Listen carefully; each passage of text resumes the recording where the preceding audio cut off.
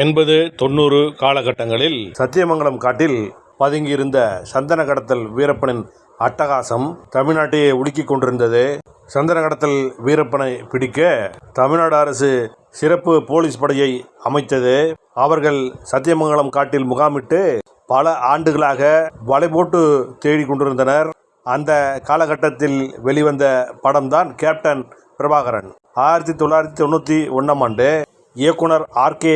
செல்வமணி தயாரிப்பாளர் ஆசே இப்ராஹிம் ராவுத்தரை சந்தித்து விஜயகாந்துக்காக இப்படி ஒரு ஸ்கிரிப்ட் இருக்கிறது என்று கூற, அதை தயாரிப்பாளரும் விஜயகாந்தும் கேட்டு கண்டிப்பாக இந்த படத்தை செய்யலாம் என்று கூறி அதற்கான ஆயத்த பணிகளில் ஈடுபட்டு படமும் தொடங்கி திரைக்கு வந்தது. 1991ஆம் ஆண்டு வெளிவந்த இப்படம் மாபெரும் வெற்றி பெற்ற நிலையில் 36 வருடங்களுக்கு பிறகு தற்போது இப்படம் தமிழகம் முழுவதும் மட்டுமல்ல, இந்தியாவில் பல்வேறு மாநிலங்கள் மற்றும் ஓவர்சீஸ் எனப்படும் வெளிநாடுகளிலும் கேப்டன் பிரபாகரன் இம்மாதம் ரிலீஸ் ஆகிறது. அதாவது ரீரிலீஸ் ஆகிறது. இது ரசிகர்களிடையே பெரும் வரவேற்பை ஏற்படுத்தி இருக்கிறது. 91ஆம் ஆண்டு இப்படம் வெளிவந்த போது குழந்தைகளாக இருந்து படத்தை பார்த்து ரசித்தவர்கள் இப்போது 35 வயதுக்கு மேற்பட்டு ஆகும் நிலையில் மீண்டும் அப்படத்தை பார்க்க ஆவலாக இருக்கிறார்கள். பேன் இண்டியா படம் என்று கூறுவார்களே, அந்த பார்முலாவை அந்த காலகட்டத்திலேயே ஆர்.கே. செல்வமணி கேப்டன் பிரபாகரன் மூலமாக நிறைவேற்றினார் என்பதுதான் நிஜம். கேப்டன் பிரபாகரன் படத்தின் விமர்சனத்தை இப்போது காணலாம். சத்தியமங்கலம் காட்டுப்பகுதியில் வீரபத்திரன் சந்தன கட்டைகளை வெட்டி கடத்துகிறான். அதேபோல் யானை தந்தங்களையும் கடத்துகிறான். இதற்காக அவன் பெரிய கூட்டத்தையே தன் கைக்குள் வைத்திருக்கிறான். சத்தியமங்கலம் காட்டுப்பகுதியில் வசிக்கும் கிராமத்து மக்களை தன் கட்டுப்பாட்டுக்குள் வைத்திருக்கிறான். தன்னை போலீசிடம் யாராவது காட்டிக் கொடுக்க முயன்றால் அவர்களை பொது இடத்தில் வைத்து எரித்து கொள்கிறான், சுட்டு வீழ்த்துகிறான். இதனால் வீரபத்திரனை பற்றி துப்பு கொடுக்க பலரும் அஞ்சுகிறார்கள். இந்த நிலையில் வீரபத்திரன் கடத்தும் சந்தன மர கட்டைகள் கொண்ட லாரிகளை காட்டிலாக்க அதிகாரியான சரத்குமார் மடக்கி பிடிக்கிறார். ஆனால் அவரை மன்சூர் அலிகான் சுற்றி வளைத்து பிடித்து கொடூரமாக கொலை செய்கிறான். இதனால் பெரிய நகரங்களில் இருக்கும் உயர் போலீஸ் அதிகாரிகள் யாரும் சத்தியமங்கலம் காட்டுப்பகுதிக்கு வந்து பணியாற்ற தயங்குகிறார்கள். அப்போதுதான் கேப்டன் விஜயகாந்த் தான் சத்தியமங்கலம் காட்டுப்பகுதிக்கு சென்று வீரபத்திரனை பிடித்து அரசிடம் ஒப்படைப்பேன் என்று சூளுரைக்கிறார். அதன்படி அவர் சத்தியமங்கலம் வருகிறார். அங்கு வீரபத்திரனை அவரால் பிடிக்க முடிந்ததா? அவன் கடத்திய சந்தன மர கட்டைகள், யானை தந்தங்கள் போன்ற விலை மதிப்புமிக்க பொருட்களை அவர் கைப்பற்றி அரசிடம் ஒப்படைத்தாரா? தன்னுடைய நண்பரான சரத்குமார் வீரபத்திரனால் கொலை செய்யப்பட்டதற்கு அவரால் பழிவாங்க முடிந்ததா என்ற பல்வேறு கேள்விகளுக்கு ஆக்ஷன் அதிரடியாக கேப்டன் பிரபாகரன் படம் பதில் அளிக்கிறது. விஜயகாந்தை புரட்சி கலைஞர் விஜயகாந்த் என்றுதான் இந்த படம் வருவதற்கு முன்பு வரை அழைத்துக் கொண்டிருந்தார்கள். கேப்டன் பிரபாகரன் படம் வெளிவந்த பிறகு அவரை அவரது ரசிகர்கள் கேப்டன் என்றே அழைக்க தொடங்கிவிட்டார்கள். அந்த அளவிற்கு விஜயகாந்த் வாழ்க்கையில் பெரிய திருப்பு முனையாக அமைந்த படங்களில் கேப்டன் பிரபாகரனும் மிகவும் முக்கியமான ஒரு படம் என்பது குறிப்பிடத்தக்கது. படத்தின் படப்பிடிப்பு சாலக்குடி காட்டுப்பகுதி, கேரளா, மூணாறு போன்ற பகுதிகளில் நடந்தது.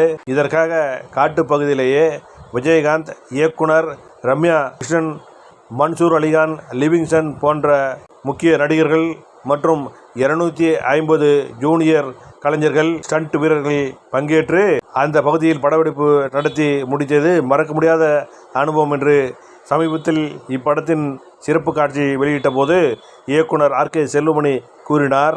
அது எவ்வளவு கடினமான பணியாக இருந்தது என்பதை காட்டுப்பகுதிக்குள் நடக்கும் ஒவ்வொரு சண்டை காட்சியும், சேசிங் காட்சியும் கண்முன் சாட்சியமாக இருக்கிறது. பல்வேறு ஸ்டண்ட் காட்சிகளில் மரணத்துக்கு நெருக்கமாக சென்று விஜயகாந்த் உயிர் தப்பி ஸ்டண்ட் காட்சியில் நடித்தார் என்று இயக்குனர் ஆர்.கே. செல்வமணி கூறினார். அந்த காட்சிகளை படத்தில் பார்க்கும்போது எவ்வளவு பயங்கரமாக சண்டை காட்சிகள் படமாக்கப்பட்டிருக்கிறது. அதில் விஜயகாந்த் எவ்வளவு ஆக்ரோஷமாக ஈடுபாடுடன் உயிரை துச்சமென நினைத்து நடித்திருக்கிறார் என்பதை புரிந்து கொள்ள முடிகிறது. அவரது பேக் கிக் என்பது ஆல் டைம் ஃபேவரேட். அந்த காட்சிகளை கேப்டன் பிரபாகரன் படத்தில் விஜயகாந்தின் என்ட்ரிலேயே ஆர்.கே. செல்வமணி அமைத்து அரங்கை அதிரவிடுகிறார். அமிதாப் பச்சன், தர்மேந்திரா நடித்த ஷோலே படத்தில் வரும் ரயில் சண்டை காட்சி 80க்கு முன்பாக பிரமாதமாக பேசப்பட்ட சண்டை காட்சியாகும். அந்த காட்சிகளை மனதில் நிறுத்தி கேப்டன் பிரபாகரன் படத்தில் ரயில் சண்டை காட்சி ஒன்றை ஆர்கே செல்வமணி அமைத்து படமாக்கியிருக்கிறார். ஹாலிவுட் படங்களுக்கு நிகராக இக்காட்சிகள் படமாக்கப்பட்டிருப்பது அப்போதே பெரும் வரவேற்பை பெற்றது. சமீபத்தில் இப்படி ஒரு சண்டை காட்சி எந்த படத்திலும் வந்ததில்லை என்ற அளவிற்கு கூட இப்போது பார்க்கும்போது கூட இப்படத்தின் சண்டை காட்சிகள் அமைந்திருக்கின்றன.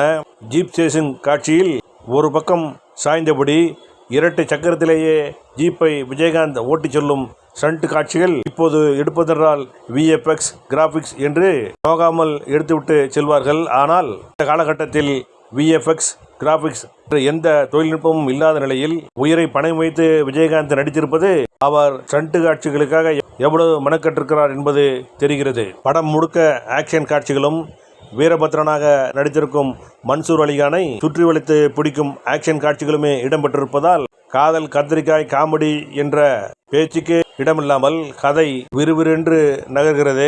அந்த காலகட்டங்களில் சில சென்டிமெண்ட் இருந்தது. பிரபல ஹீரோக்கள் நடிக்கும் 100வது படம் ஓடாது. ரம்யா கிருஷ்ணன் நடித்தால் அந்த படம் ஓடாது. எந்த இயக்குனருக்கும் 2வது படம் ஓடாது என்ற சென்டிமெண்ட் இருந்தது. ஆனால் அதையெல்லாம் கேப்டன் பிரபாகரன் படம் உடைத்தது. விஜயகாந்துக்கு கேப்டன் பிரபாகரன் படம் 100வது படம். இது மாபெரும் வெற்றி படமாக அமைந்தது.